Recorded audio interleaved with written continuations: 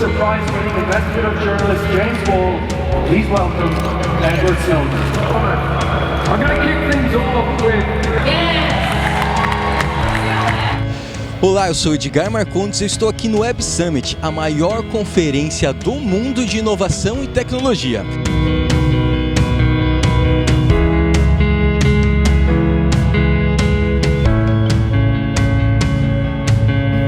Olá, eu sou Edgar Marcondes, colaborador de conteúdo para o Fala Universidades. Estou aqui com Thomas Hall, que é o CTO e fundador do Babbel, um aplicativo para aprendizado de idiomas.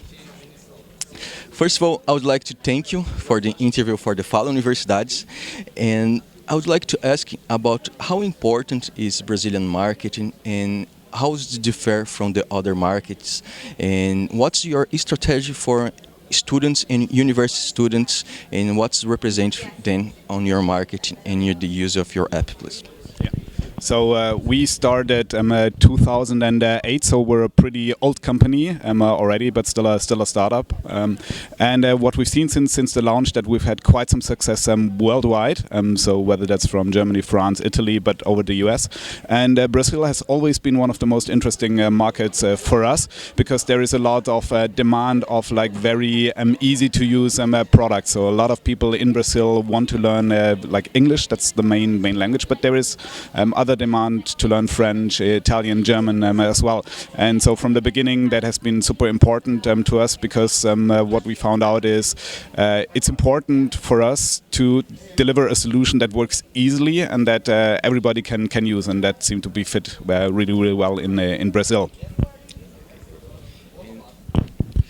I would like to ask, what innovation are you thinking about the future with the learning new languages, and what you see in the future for this your area and what you're creating as the new technologies? What we've seen, I think we've come a far way in creating a digital language learning solution. So no teachers on the platform. But what we've seen more and more is that there is obviously lots of merits in having a teacher. Like if you can afford a teacher to teach you a language, that's the fastest way still to actually learn a language, because at some point you need to speak, you need to talk to someone, you need to have someone on the other side to go into that dialogue, and that is still pretty hard to replicate with an app only.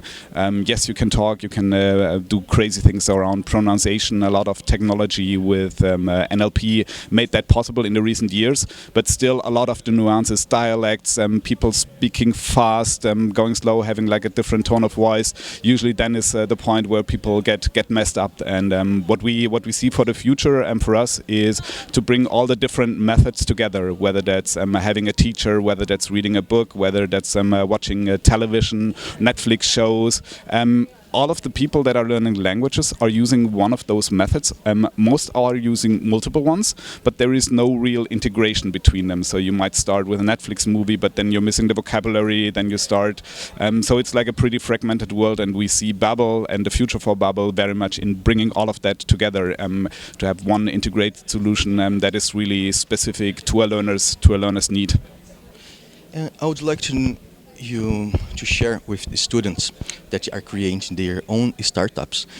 What your advice, and what was your all the way from founder until now? You have a global company and growing fast and all over the world.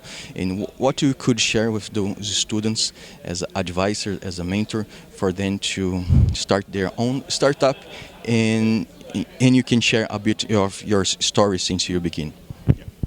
Happy to do so. So one of the most important advice that I would give to myself, that's maybe the best way to start to giving advice, is probably just start doing it. I think Nike says just do it, and I think that's true for anything. If you take on a new world, a new area. For us, it was very much wanted. We all came from a music software industry, had like a huge background both on the product, technology side, marketing side, and then we wanted to start that music software company. And over a period of something like 3 months, that idea shifted and completely transformed into language learning, because one of our co-founders wanted to learn Spanish. And and there was no way that you could do that in 2007 in an online world. And so there was like the four of us who had no experience in language teaching, who had no experience in the school system, but what we always believed is that we wanted to create a product that we ourselves would love to use. So something not for the nerds, for the very special motivated ones, but really something that everybody could use. And we had the arrogance, and we didn't know what we didn't know back then. So we just got started. And I would lie if I would say it was easy all the way. We had our ups and downs as well. But I think the most important decision is really to get started in the first place. Perfect. Thank you very much, Thomas, for your time here interviewing for the Fala Universidades. And I would like to thank you because back in 2013, because in Brazil we would say Babbel, but it was the first app that I used to learn English. So it was amazing because back then we didn't have any research. So I really studied a lot with your app. I would like to thank you, and you really helped lots of Brazilians and all over the world learn a new language. Thank you very much. Thank you very much.